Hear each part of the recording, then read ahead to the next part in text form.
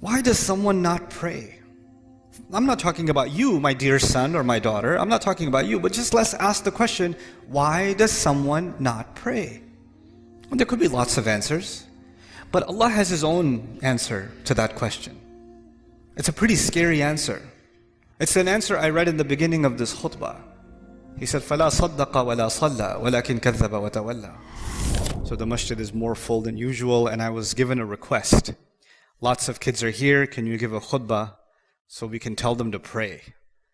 Because these kids, they're at home and they're not listening to their parents and they're not praying, so can you just get them to pray somehow? The first thing I want to start by saying is there was a time, my dear, that I didn't know you and you were not relevant to me. You didn't exist, I didn't care about you, never thought about you, you were nothing to me.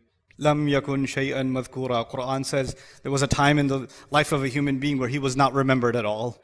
And including me, I didn't remember you, I didn't know what your name was going to be, I didn't love you at all because you were zero to me, nothing to me. But then all of a sudden you came in my life.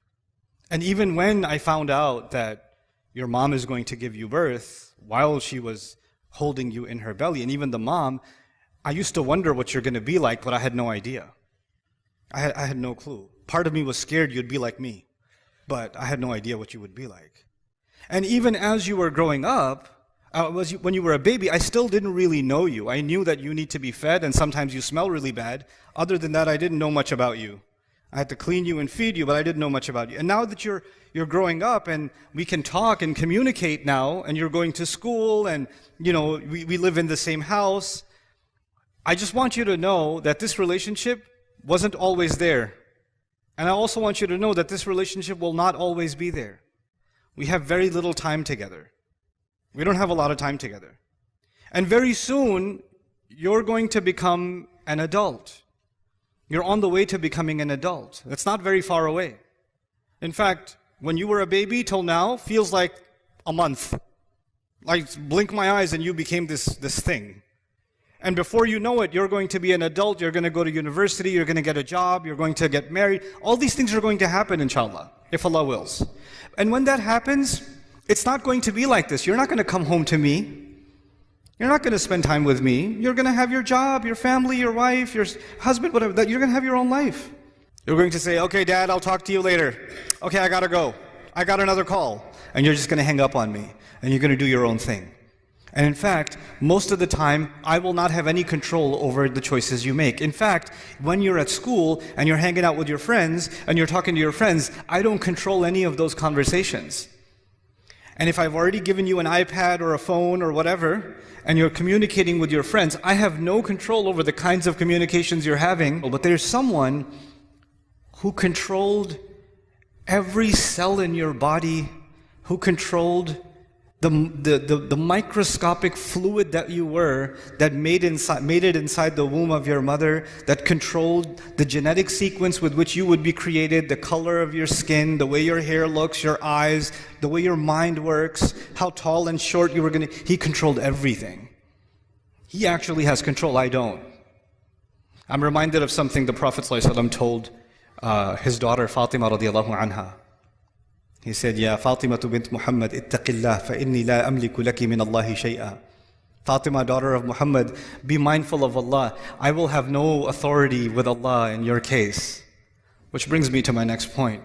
Because I don't have control, the truth is, as protective as I am of you and I want you to do good, I don't control that and I'm not responsible for it either.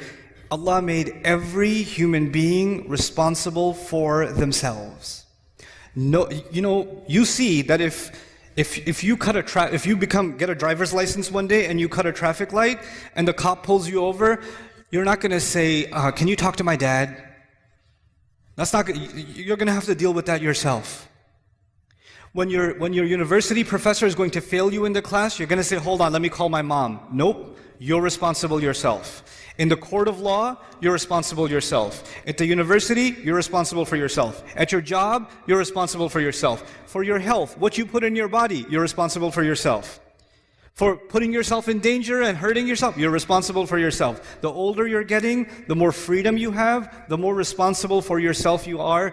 you cannot be controlled by anyone, and no one else is responsible for you. لا تزر وازرة وزر أخرى. Nobody will carry anybody else's burden. I am actually not responsible for you, because Allah will, and on Judgment Day, absolutely, every one of us will come in front of Allah alone. Right now we're together, we live together, we're a family, we hug each other, I love you to death, I think about you all the time. But there's a day coming where we're going to be just as alone as we ever were in our existence. In fact, even if you come running to me at Judgment Day, it could happen that I'm going to run away from you. I don't know you, get away from me. I got my own issues right now.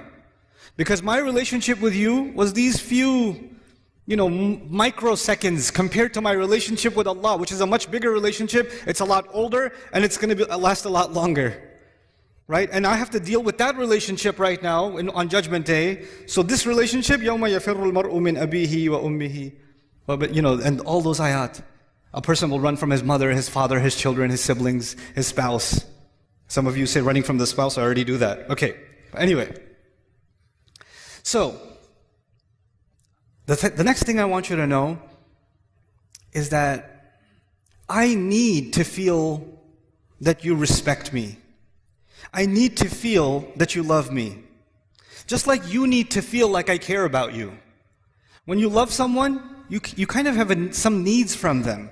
You need for me to make sure that the house is taken care of. You need to make sure, my responsibility, you need from me that the electricity bills are paid and the heating is working. And you need for me to make sure that you can get to school. You need to make sure, for me to make sure that you have clothes. Those are my responsibilities.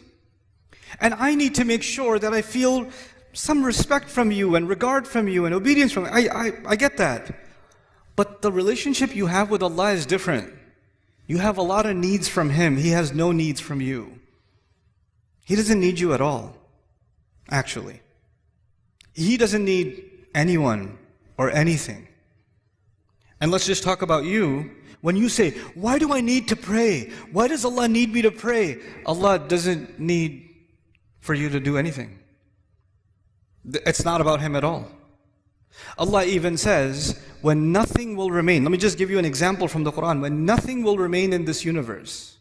Let's talk about that about the glory of Allah for a second.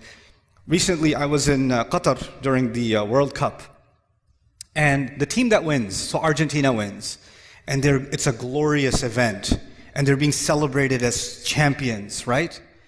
But imagine if and the athlete was being celebrated, but there was no crowd, no cameras, no stadium, nothing. A guy lives on his own on an island, and he kicks a ball into a goal and says, "Glory!" and nobody's there. That sounds psychotic, doesn't it? To have glory, you need to have an audience. To be acknowledged, you need to have people around, somebody to be acknowledged. To have praise, to have appreciation, you can't have appreciation by yourself. You got to have someone doing it for you. But Allah says, كُلُّ مَنْ عَلَيْهَا فَانٍ وَيَبْقَى وَجْهُ رَبِّكَ ذُو الْجَلَالِ وَالْإِكْرَامِ.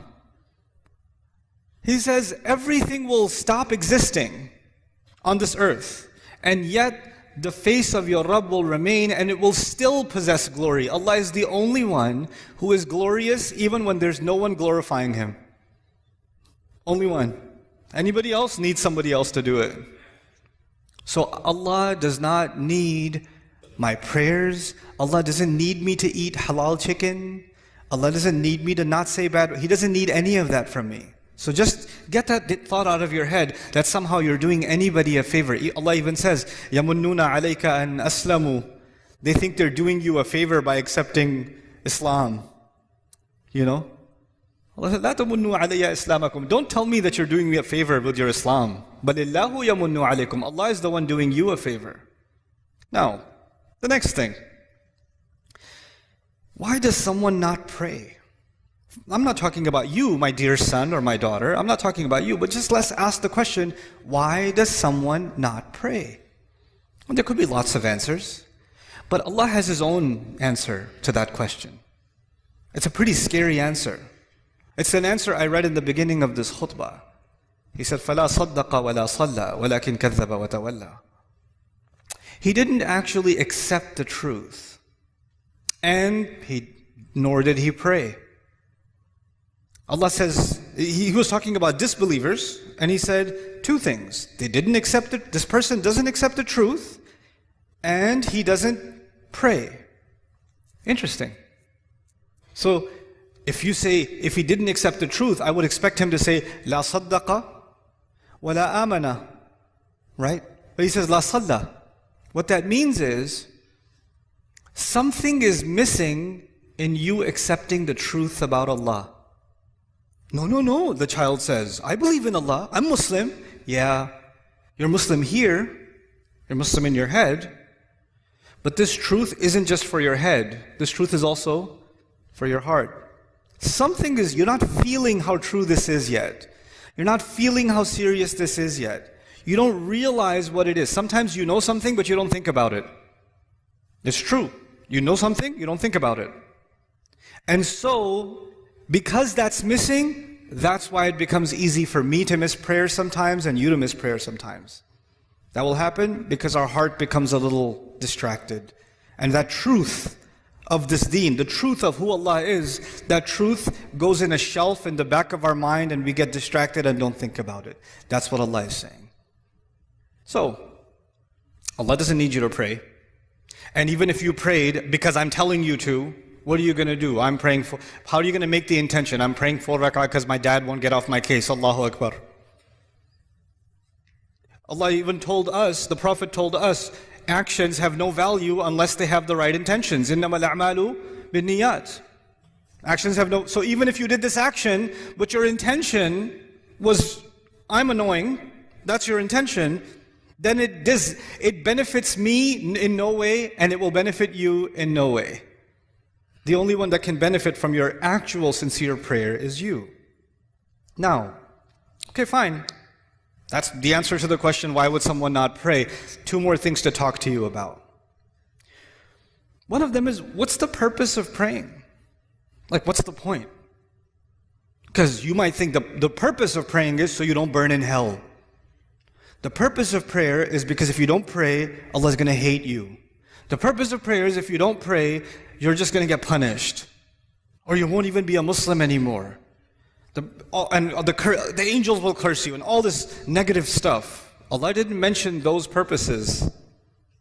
The purpose of prayer is not to get away from something negative. The purpose of prayer is to run towards something positive. That's the purpose of prayer. Do you know the difference between the student who's studying so they don't fail and the student who's studying because they love the subject?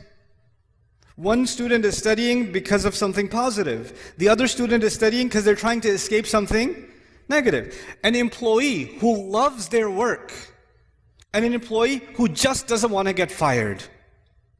They're doing the same exact job, but one of them is so happy, so filled with joy, and one of them is so depressed and so miserable. Why? Because one of them is doing this to escape something negative, and the other one is doing it to go towards something positive. Allah in the Quran, when He told me about the prayer and why we should pray, what's the point of the prayer? He said, He told Musa alayhi salam this when he met him. He said, أَقِمِ الصَّلَاةَ لِذِكْرِ. Is make sure you maintain the prayer so that you can remember me. Maintain the prayer so you can remember me. I told you already, my relationship with you is very limited. But your relationship with Allah started a long time before you even came in this world. And your relationship will continue with Him a long time after you even leave this world. And that relationship is worth remembering because every good thing that comes to you comes from that relationship. Some good things come because I'm your dad. Some good things, but all the good things that come to you only come to you because of that relationship. So if you want all the positive things to stay in your life, you must remember where all of the khair comes from, all of the ni'mah comes from, all of the rizq comes from, all of the guidance comes from. So Allah says the best way you can remember that is that you remember Allah by prayer. The best way to remember Allah is the prayer. أَقِمِ الصَّلَاةَ لِذِكْرِ. That's why you should pray. And finally, okay, that's why you should do it. But just because you're doing it for the right reasons, that's not Allah. Allah says that's not enough. There's some benefits too. There's some good things will come your way when you truly remember Allah. When you truly remember Allah the way He wants you to, and the way He wants you to is these prayers. If you can do this, Allah says, إِنَّ الصَّلَاةَ تَنْهَى عَنِ الْفَحْشَاءِ وَالْمُنْكَرِ, and even in this ayah, وَلَذِكْرُ اللَّهِ أَكْبَرُ. He says prayer has the benefit of stopping you from falling into things that are indecent. Because indecency is all around you, and I, son, cannot stop you from being exposed to it. Indecency is on your device, indecency is at your school, indecency is among your friends, indecency is at an Eid party when you're going a corner talking to your friends. Indecency will be everywhere. And every time you go towards indecency, your heart will get damaged. And Allah says, if you can maintain this prayer, it will prevent you from falling into indecency. And once you fall into indecency, then you become, like if you're breathing in pollution, at first you will cough, right? But if you stay long enough, you just get used to it. Well, indecency is like that. When you're taking it long enough, it's not that big of a deal anymore.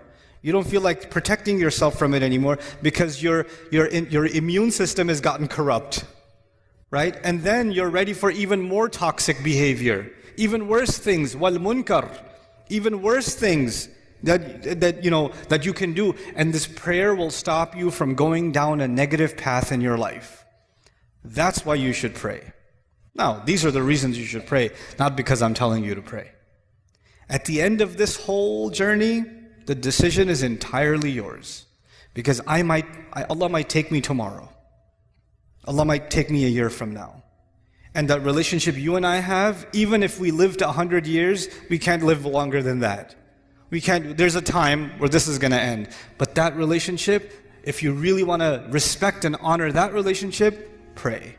That would be my advice to you.